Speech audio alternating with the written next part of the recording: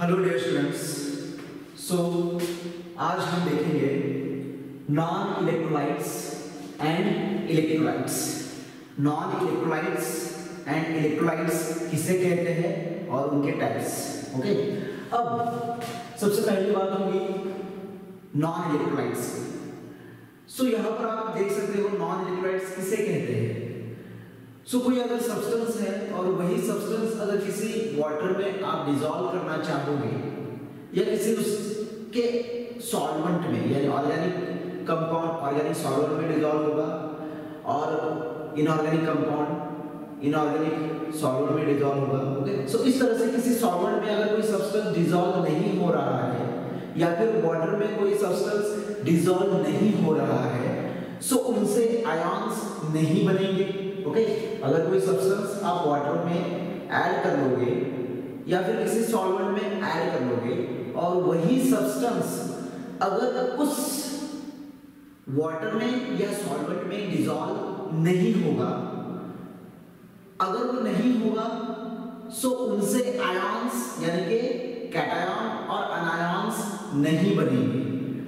और अगर ये डिसॉल्व नहीं होंगे, उनसे आयंस नहीं बनेंगे, सो उनमें इलेक्ट्रिसिटी भी ट्रांसफर नहीं होगी। ओके, इलेक्ट्रिसिटी भी ट्रांसफर नहीं होगी। सो इस तरह के सब्सटेंसेस को हम कहते हैं नॉन इलेक्ट्रोलाइट्स।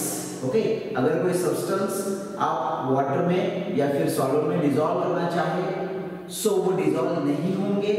अगर वो डिसॉल्व नहीं होंगे सो उनसे आयंस पॉजिटिव और नेगेटिव आयंस भी नहीं बनेंगे। और अगर उनसे पॉजिटिव या नेगेटिव आयंस नहीं बनेंगे, इसका मतलब है उनमें इलेक्ट्रिसिटी ट्रांसफर नहीं होगी from one point to another point. So उस सब्सटेंसेस को हम कहते हैं non electrolytes. For example sucrose, urea, ये जो सब्सटेंसेस है जब आप डिसॉल्व करते हो वो डिसॉल्व नहीं होते हैं और अगर होते भी हैं तो वो आयंस नहीं बनाते, यानी कि कैटायन और अनायंस नहीं बनाते हैं। और अगर वो कैटायंस और अनायंस नहीं बनाते हैं यानी वो electricity one point to another point वो ट्रांसफर नहीं कर पाएंगे। सो उस तरह के सब्सटेंसेस को हम कहेंगे नॉन इलेक्ट्रोलाइट्स। ओके, अब इलेक्ट्रोलाइट्स किसे कहते हैं। अगर कोई सब्सटेंसेस फॉर एग्जांपल हमें यहां पर लिया हुआ है NaCl,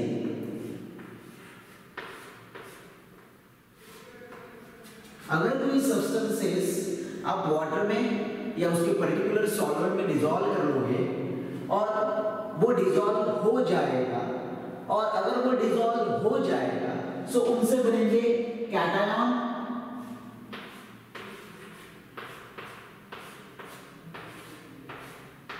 एंड अनायन। कैटायन और अनायन बन जाएंगे। सो उनसे कैटायन और अनायन बन जाएंगे।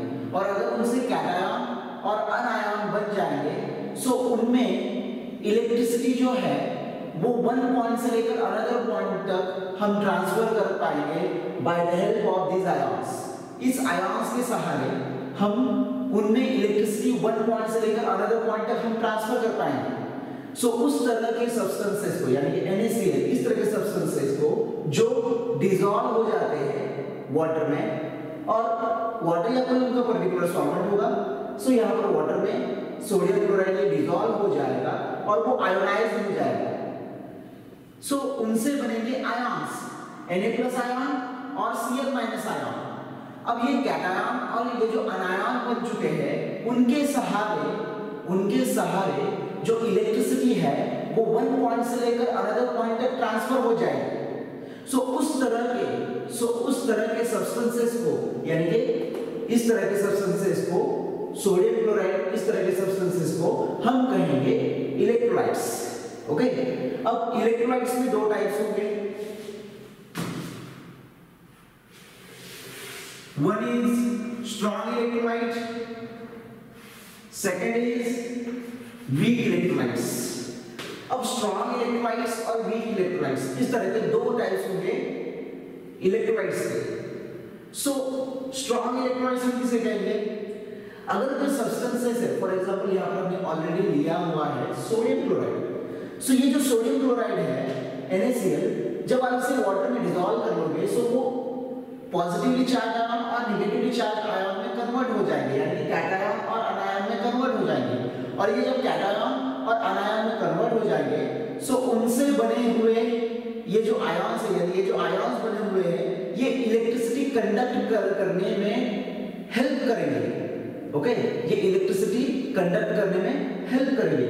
और ये कंप्लीटली आयोनाइज हो चुके हैं, कंप्लीटली आयोनाइज हो चुके हैं, यानी कि NaCl जो है वो जब आप वाटर में डालोगे वो कंप्लीटली आयोनाइज हो जाएंगे, उनसे कंप्लीटली कैटायन और अनायन ये दो आयन्स बन जाएंगे। और अगर आप उनमें से इलेक्ट्रिसिटी ट्रांसफर करोगे सो उनमें जो कंडक्टिविटी है, इलेक्ट्रिसिटी की जो कंडक्टिविटी है वो सबसे हायर लेवल पर होगी, क्योंकि जितने भी आयन्स मौजूद होंगे, जितने हायर कॉन्सेंट्रेशन में आयन्स मौजूद होंगे उतने ही हायर कॉन्सेंट्रेशन में इलेक्ट्रिसिटी ट्रांसफर हो जाएगी, उतनी ही हायर अमाउंट में इलेक्ट्रिसिटी ट्रांसफर हो जाएगी from one point to another point. Okay, so उस तरह के इलेक्ट्रोलाइट को हम कहेंगे स्ट्रॉन्ग इलेक्ट्रोलाइट, उस तरह के इलेक्ट्रोलाइट्स को हम कहेंगे स्ट्रॉन्ग इलेक्ट्रोलाइट। अब NaCl, सल्फ्यूरिक एसिड, ओके, सो ये एसिड होंगे, ये बेस होंगे या फिर कोई भी और सब्सटेंसेस होंगे किसी अनदर टाइप, यानी आयनिक होगा वो, या फिर वो कोवैलेंट होगा, या फिर कोई वो सॉल्ट होगा, कोई भी सब्सटेंसेस हो। और अगर वो डिसॉल्व होगा उनसे आयन्स बनेंगे, कैटायन और अनायंस बनेंगे, और उनमें अगर electricity by the help of these ions अगर ट्रांसफर हो जाए from one point to another point, so उस तरह के सब्सटेंसेस को हम कहेंगे इलेक्ट्रोलाइट। और स्ट्रॉन्ग इलेक्ट्रोलाइट किसे कहेंगे? जो कंप्लीटली आयनाइज हो जाएगा। ये सब्सटेंस जो है जब आप वाटर में डिसॉल्व कर लोगे सो वो कंप्लीटली आयनाइज हो जाएगा, और कंप्लीटली आयनाइज होने की वजह से उस सॉल्यूशन में मैक्सिमम कॉन्सेंट्रेशन ऑफ कैटायंस और अनायंस बन जाएंगे। और अगर maximum concentration of cations and anions बन जाएंगे so maximum amount of electricity उनमें ट्रांसफर हो जाएगी। So maximum amount of electricity अगर ट्रांसफर हो जाएगी सो उस तरह के सब्सटेंसेस को हम कहेंगे स्ट्रॉन्ग इलेक्ट्रोलाइट्स, हम कहेंगे स्ट्रॉन्ग इलेक्ट्रोलाइट्स। अब वीक इलेक्ट्रोलाइट्स किसे कहेंगे? हम वीक इलेक्ट्रोलाइट्स किसे कहेंगे? सो अगर कोई यहां हमने लिया हुआ है एग्जांपल एसिटिक एसिड, जब आप इसे डिसॉल्व कर लोगे सो इनसे बनेंगे CH3COO माइनस यानी कि अनायन प्लस H प्लस आयन। अब ये जो आयन्स बने हुए हैं ये पार्शियली आयोनाइज्ड होकर आयन्स बने हुए, पार्शियल यानी कि कम से कम आयोनाइज्ड, पूरी तरह से आयोनाइज्ड नहीं होंगे। यानी कि अगर एसिटिक एसिड CH3COOH ये जो इलेक्ट्रोलाइट है, ये जो सब्सटेंस है, जब आप डिसॉल्व करोगे वो डिसॉल्व हो जाएगा, लेकिन कम से कम डिसॉल्व होगा, पूरी तरह से डिसॉल्व नहीं होगा, कम से कम डिसॉल्व होगा। और अगर वो कम से कम डिसॉल्व हो जाएगा तो उस सॉल्यूशन में उसके आयन्स भी मौजूद होंगे, और ये जो मॉलिक्यूल है ये भी मौजूद होगा, उसके आयन्स भी मौजूद होंगे, और ये जो आयन्स, ये जो मॉलिक्यूल है ये भी मौजूद होगा मॉलिक्यूलर फार्मूला में। अब आयन जो मौजूद होंगे कैटायन और अनायन वो मिनिमम कॉन्सेंट्रेशन में अवेलेबल होंगे उस सॉल्यूशन में।